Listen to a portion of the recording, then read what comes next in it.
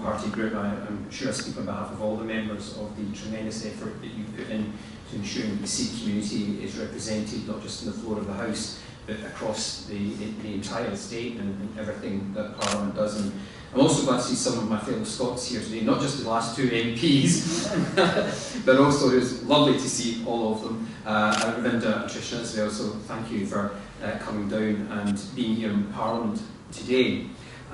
It's very interesting, some of what's been said today in terms of the history of the UK and the Sikh community. I'm the grandson of immigrants, like a lot of my own community.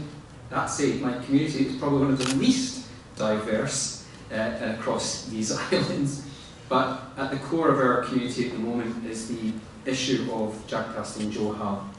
And I'm sure it would not be uncalled for me to say tonight that his cause is my cause because it is an issue of human rights, it is an issue of legality, the rule of law, and openness and transparency.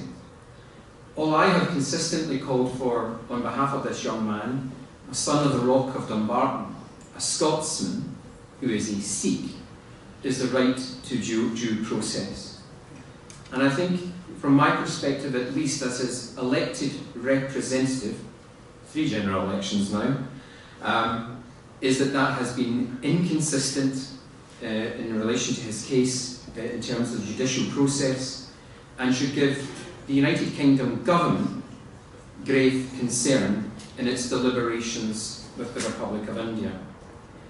I say that because there has been trial by media for the period in which he has been incarcerated, but also I think it's time that the UK government, and I'm sure many colleagues of all parties will agree with me, is that the UK government must reflect, as we've heard said earlier, around colonial and imperial history, but realise that the world today as we progress must have at its core, in any trade negotiations, dignity for the rule of law, to which I believe we all hold dearly, for which many people have laid down their lives, and for which many of us have seen cities across the whole of the continent of Europe, if not all across the whole of Asia, obliterated.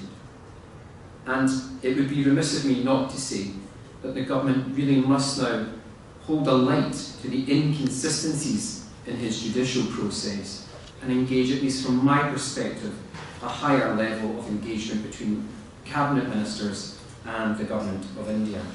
That is not at all to undermine the right of a sovereign state such as India to rule its own country. It is a reflection on human rights and international law. I want to finish maybe with this though.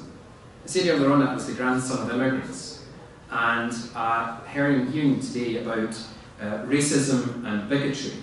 Living in my part of the United Kingdom, I'm very much aware of what racism and bigotry looks like.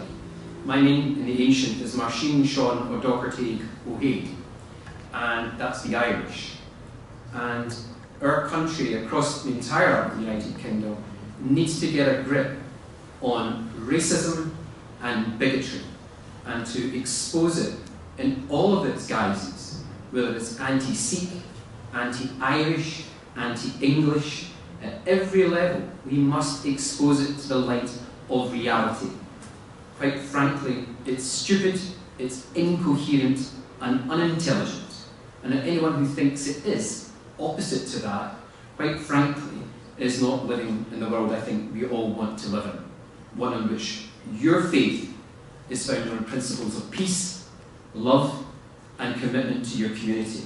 And finally, it would be remiss of me not to mention Sikhs in Scotland, the work of Charlie Singh, etc., and all the Sikh community and all the Gurdwaras in Scotland, which they have done to limit loneliness and isolation, to deliver food and to give sustenance, and to be an expression of your faith during this time of concern and worry in the global pandemic.